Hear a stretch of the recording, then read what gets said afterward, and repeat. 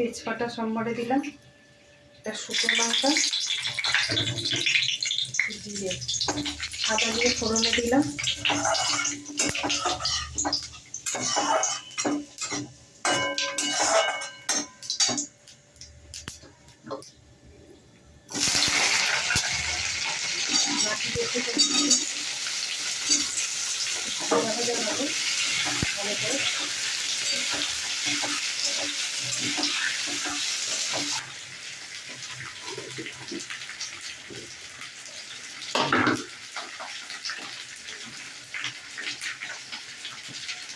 অল্প একটু নুন দিলাম, কেননা কচুটা তো অল্প, একটু হলুদ দিয়েছি, দিয়ে ভাজা শুরু করলাম।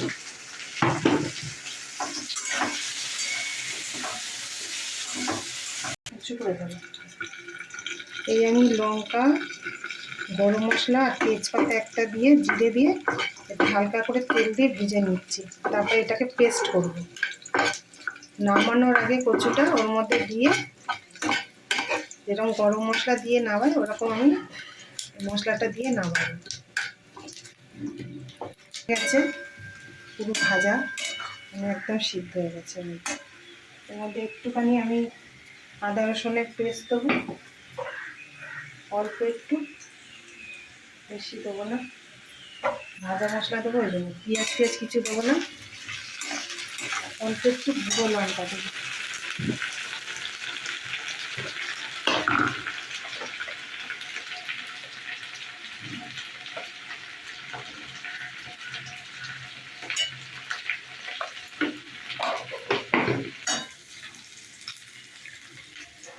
কচুটার একদম পুরো শুকিয়ে গেছে, আমি এই ভাজা মশলাটা দেবো।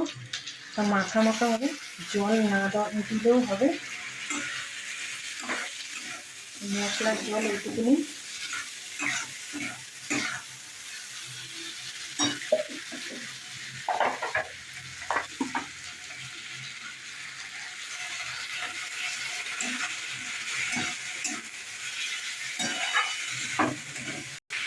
ধনে পাতা দিলাম,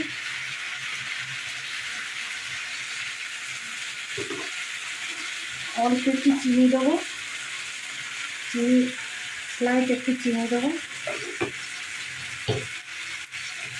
আর কচু তো গায়ে মাঝে মাঝে গলা ধরে যায়, তার জন্য একটু তেঁতুল বা লেবু দিয়ে দেবো।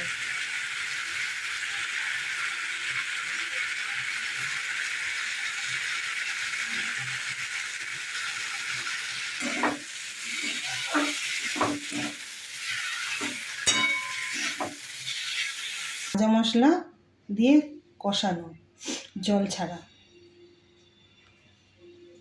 যদি এই গাঁটি কচুর মশলাটা যদি ভালো লাগে তাহলে লাইক করবেন।